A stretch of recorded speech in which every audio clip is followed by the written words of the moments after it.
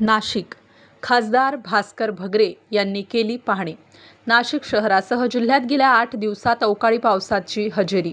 या अवकाळी पावसामुळे शेतकरी तसेच नागरिकांची तारांबळ उडाली। अचानक झालेल्या अवकाळी पावसाने हजेरी लावल्याने कांदा मका उत्पादन शेतकऱ्यांचे या उत्पादनाचे नुकसान झाले होते। तसेच काढणीला आलेला कांदा आणि काढून ठेवलेल्या कांद्याचे देखील मोठ्या प्रमाणात नुकसान झाले।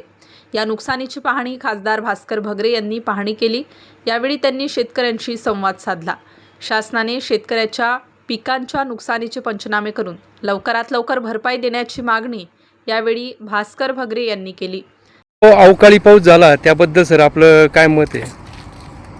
काल सायंकाळच्या वेळी पिंपळगाव परिसर असेल किंवा संपूर्ण पंचकृषीमध्ये प्रचंड मोठ्या प्रमाणावरती ढगफुटी झाली आणि ढगफुटीमुळे सध्या कांदा काढणी चालू आहे आणि कांदा काढलेला आज या ठिकाणी योगेश घोडके हे कांदा उत्पादक शेतकरी आहे।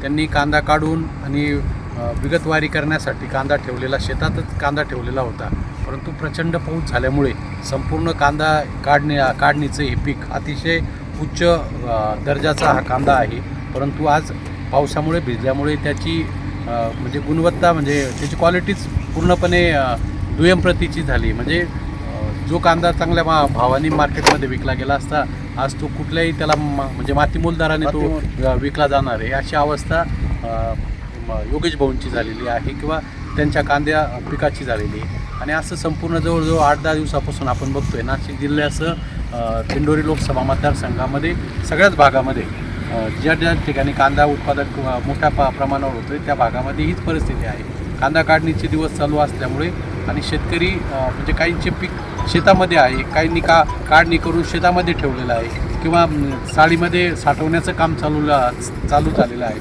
आणि असा सगळा कांदा हा खराब झाला पावसामुळे। तर माझी सरकारला विनंती आहे, प्रशासनाला विनंती आहे की ताबडतोब पंचनामे करून वस्तुनिष्ठ पंचनामे करून शेतकऱ्यांना मदत दिली पाहिजे, तरच शेतकरी उभा राहू शकेल। अन्यथा शेतकरी अगोदर तर कांद्याला बाजार नाही आणि त्याच्यामध्ये आसमानी संकटाने हे मोठं नुकसान शेतकऱ्यांचं झालेलं आहे। तर ताबडतोब पंचनामे करून शासनाने मदत दिली। स्टार न्यूजसाठी मोहसिन पठाण, नाशिक।